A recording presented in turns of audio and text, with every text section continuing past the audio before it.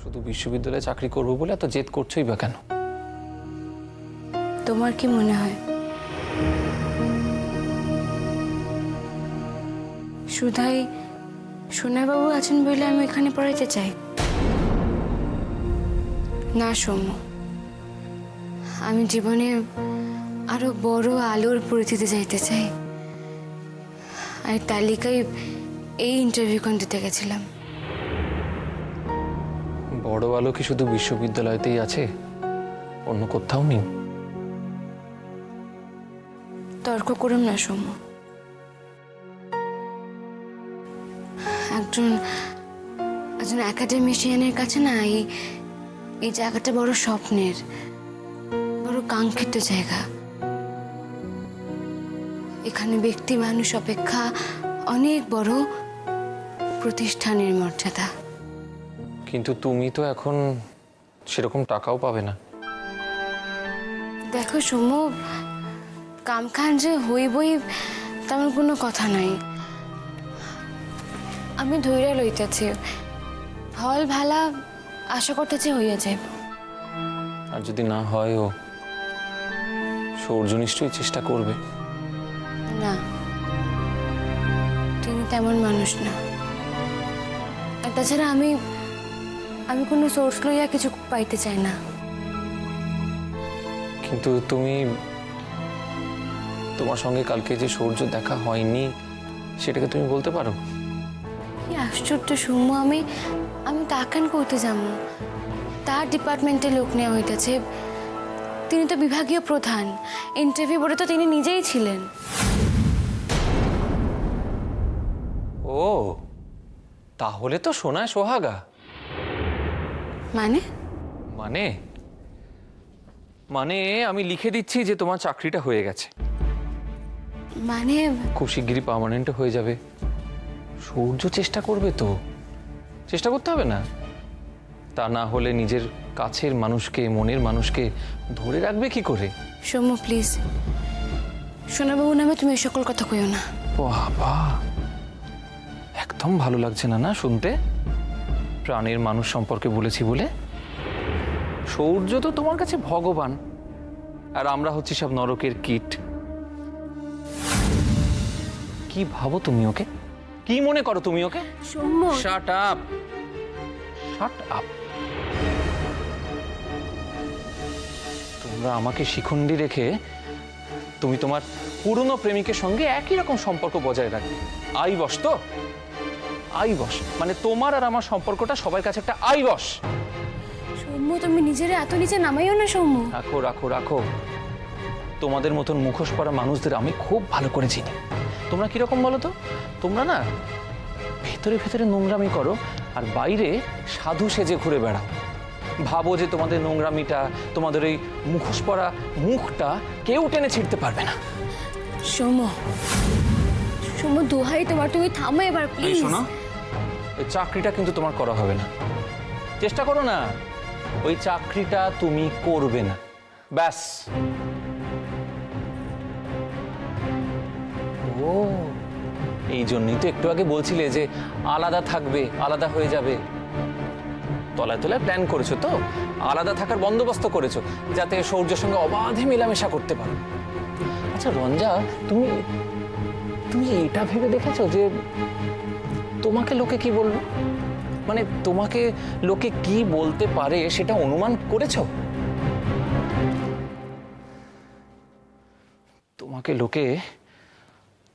তোমাকে লোকে সৌর্য রক্ষিতা বলবে।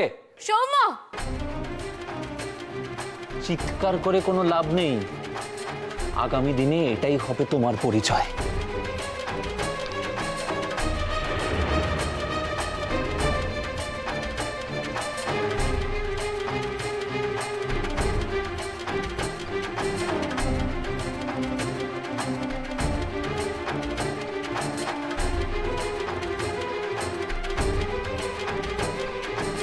তোমাকে লোকে সৌর্য রক্ষিতা বলবে। আগামী দিনে এটাই হবে তোমার পরিচয়।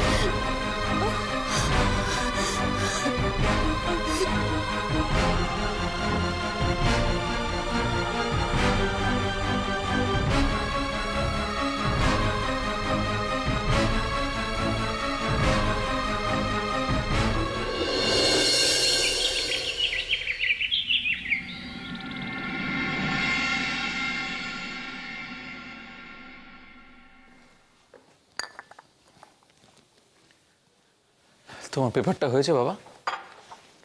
না, আমি আমি দেখছি।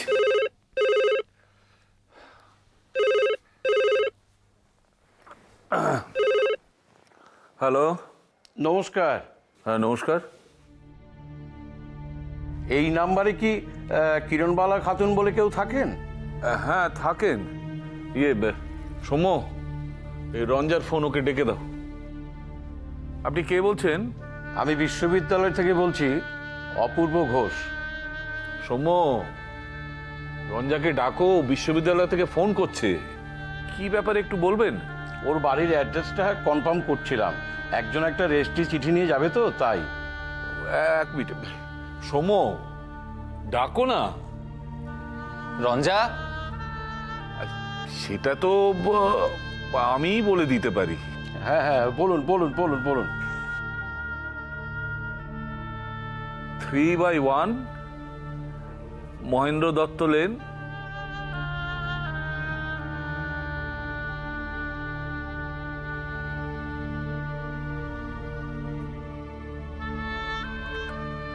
ধন্যবাদ।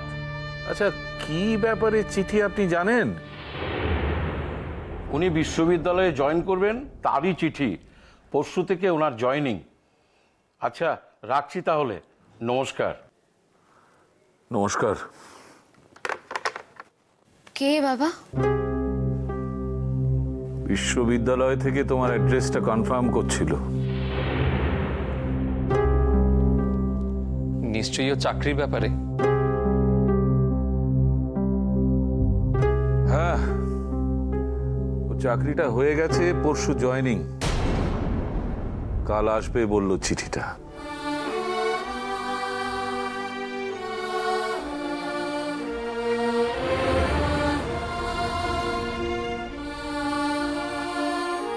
থাক থাক, হয়েছে, থাক।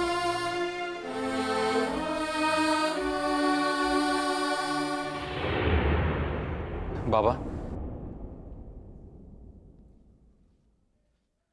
বাবা তুমি ওকে বলে দাও, ও কিন্তু চাকরিটা করতে পারবে না।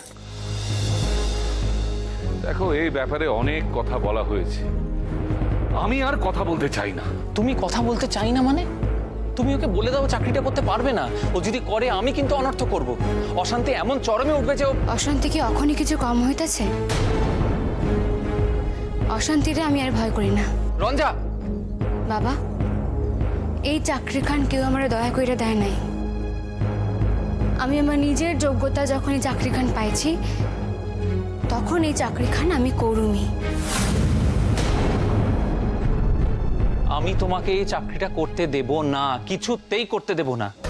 আমি কি জানি না এই পার্ট টাইম জবটা তুমি কেন করতে চাইছো? সৌম্য, তুমি যদি সত্যিই জানতে না, তাইলে আমি খুশি হই। এই শোনো, অনেক নাটক হয়েছে তোমার, অনেক নাটক দেখেছি। তুমি বেসিক্যালি একজন ট্রেটার। তুমি আমার জীবনটাকে নষ্ট করে দিয়েছো, শেষ করে দিয়েছো। তুমি একজন অকৃতজ্ঞ, একজন বেঈমান। সৌম্য, থামে, তুমি থামো বলছি। আমাকে থামতে বলছো বাবা? আর ওই মেয়েটা যার জন্য আমাদের পরিবারে আজকে এত অশান্তি, তাকে থামতে বলছো না তো? তুমি তো একবারও ওকে বলছো না যে আমাদের সবাইকার আপত্তি আছে, তুমি চাকরিটা করো না। তুমি আমাদের বাড়ির ছেলে, আমার ছেলে, আমি তোমাকে শাসন করতে পারি, কারণ আমি জানি যে আমি শাসন করলে তুমি শুনবে। কিন্তু ও তো আমাদের পরিবারের কেউ নয়। বাবা, ও যদি আমাদের পরিবারের কেউ হতো, তাহলে এই সংসারের কথা ভাবতো, সংসারের সুখের জন্য কিছুটা অন্তত কম্প্রোমাইজ করতো। এতে তোর কোনো বড় রকম ক্ষতি হতো না। আসলে ও আমাদের পরিবারকে নিজের পরিবার বলে মনে করে না। বাবা, থামো তুমি। শুধু ভালো লেখাপড়া করলেই হয় না, লেখাপড়া শিখে যদি অন্তরটা প্রসারিত না হয়, তাহলে সেই লেখাপড়ার কি দাম? জ্ঞানের আলো জ্বলেছে তোমার মধ্যে, তুমি শুধু নিজের কথাই ভাবো। বাবা, যেদিন আমি এমএ পড়তে প্রথম বিশ্ববিদ্যালয়ে ঢুকছিলাম, সেই দিন হইতে আমার স্বপ্ন দেখা শুরু হয়েছিল যে আমি একদিন এই বিশ্ববিদ্যালয়ে শিক্ষিকা হিসাবে আসব। আর আজ সেই দিন আসছে বাবা। শুধাই একজনের মিথ্যা সন্দেহে আমি আমার এত বড় একখান সুযোগটুকু হারাইতে দিব? শুধাই একজনের কথা ভাবতে গিয়া, তার একখান অনৈতিক ইচ্ছারে গুরুত্ব দিতে গিয়া আমি আমার আজীবন লালন করা স্বপ্নরে বিসর্জন দিব? আমি অসংখ্য ছাত্রছাত্রীক সান্নিধ্যে, শিক্ষক সান্নিধ্য লাভ থেকে নিজেরে বঞ্চিত করুন? এটাই কি আপনার বিচার বাবা? আর কারণ নয়, শুধুমাত্র শৌর্য সান্নিধ্য লাভের জন্য তুমি চাকরিটা করতে যাচ্ছ। তবে আমিও দেখব যাতে শেষ পর্যন্ত তুমি কিছুতেই যাতে চাকরিটা করতে না পারো, সেটা আমি দেখব। আমি মেনে নেব না রঞ্জা, আমার সঙ্গে এত বড় অন্যায়টা মেনে নেব না আমি।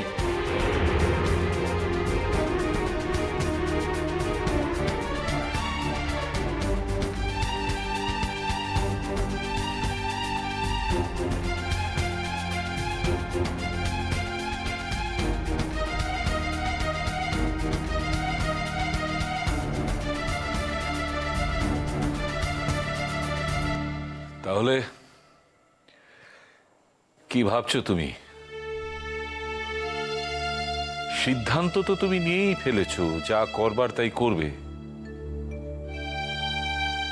আসলে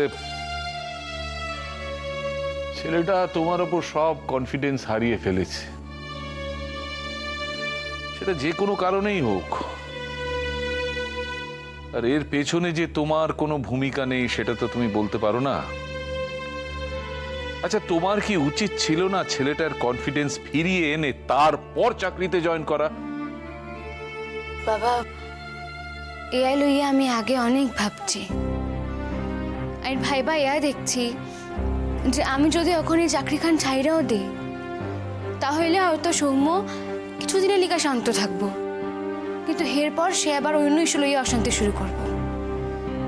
কনফিডেন্সটা ওরেই ফিরাই আনতে হইব বাবা, আর তা আমার কাজের মধ্যে থাকাই সম্ভব। তাহলে চাকরিটা তুমি করবেই? হ বাবা, কারণ সুযোগ এক জীবনে বারবার আসে না, আর আমার জীবনে যখন এই সুযোগখান আসছে, তখন আমি শুধাই সৌম্যর মানসিক সমস্যার কারণে হারাইতে চাই না বাবা। আর যদি সৌম্যকে হারিয়ে ফেলো?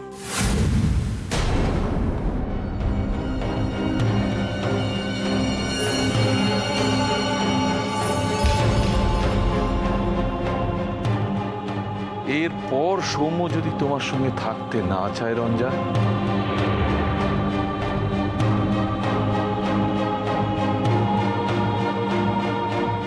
তখন ভেঙে যেতে দেবে তোমাদের এই সংসার?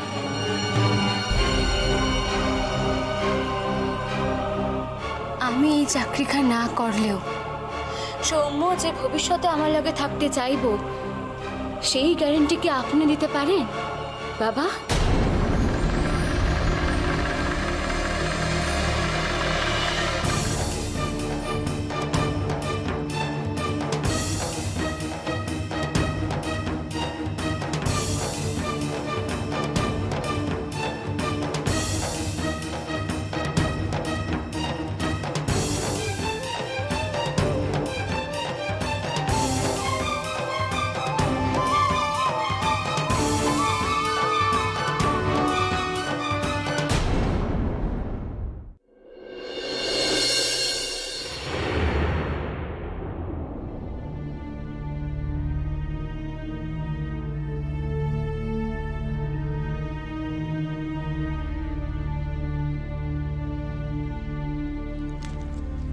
ময়না,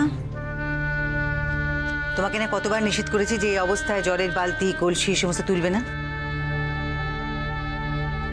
সেই তুমি কথা শুনলে না তো। আর কেউ নাই জল তোলানোর দিগ্গা? কি যে তুমি করো আমি বুঝতে পারি না ময়না। তোমার বাবাই তো বাসায় আছে, তিনি তো পারতেন জল ভইরা আনতে। কেন রে? সোনা তো রোজ বেরোবার আগে জল ভরে দিয়ে যায়, আজকাল আজ কি ভরেনি? আজ তিনি একটু তাড়াতাড়ি বেরিয়ে গেছেন, তার নাকি আজ তাড়াতাড়ি যাওয়াটা দরকার।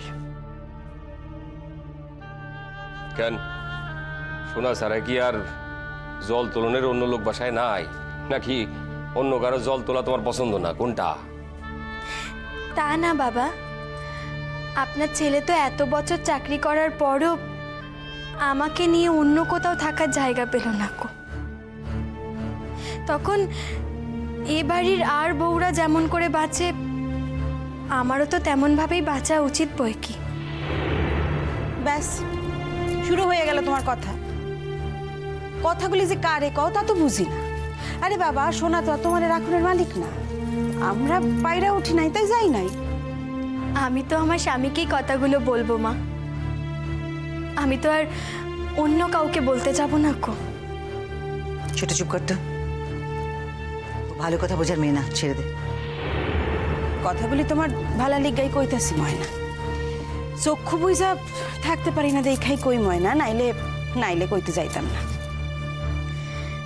ভগবান তো নিজেই এক চক্ষু মা,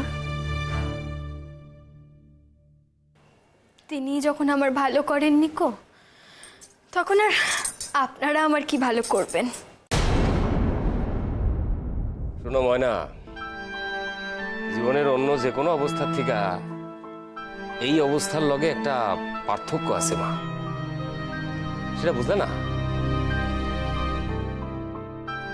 এই যে দাদাই দেখি প্রায় তোমার পাশে বসে কন, ময়না ভালোভাবে থাকবা, ভালো চিন্তা করবা, ভালো বই পড়বা, কেন কন 2 দিন বাদে তুমি সন্তানের জন্ম দিবা। তুমি এখন যেরকম ভাববা তোমার সন্তানও সেরকম হইব, বুঝো না কেন কথাটা?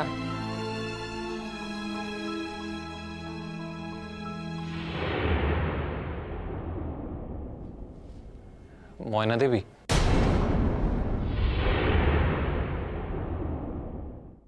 আরে জামাই যে, আসো আসো বাবা, আসো আসো, বসো বসো। তা সবাই ভালো আছে তো, মানে সব কুশল তো? এত সকাল সকাল, তাও আবার একা একা। কিরণ ভালো আছে তো বাবা? কি ব্যাপার সৌম্যবাবু? মনে হচ্ছে যে কোনো বিশেষ কথা বলার জন্য আপনি এখানে এভাবে ছুটে এসেছেন।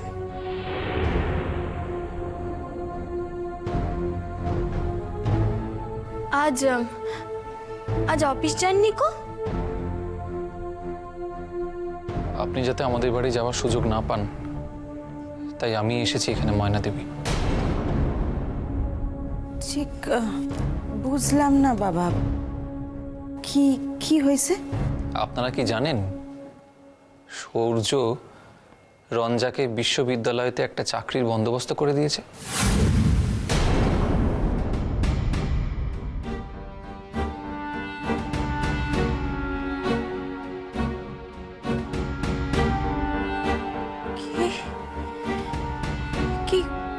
কি বলছেন কি আপনি? সোনা চাকরি জোগাড় করে দেওয়ার কেডা? কিরণ যদি সেখানে চাকরি পাইয়াই থাকে তাইলে নিজের যোগ্যতাতেই পাইছে। না, রঞ্জা একটা পার্ট টাইমার হিসেবে জয়েন করছে আজকে থেকে। আর এই পুরো অ্যারেঞ্জমেন্টটা সূর্যরই করা।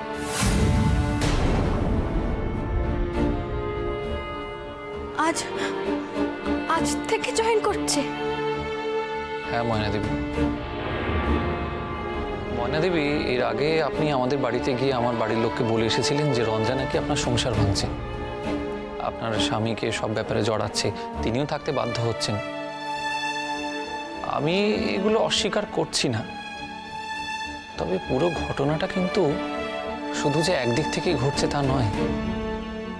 আপনার স্বামীও আমার সংসারটি ভাঙছেন, মানে দায়িত্ব নিয়ে ফেলেছেন একেবারে পাকাপাকিভাবে ভেঙে ফেলার।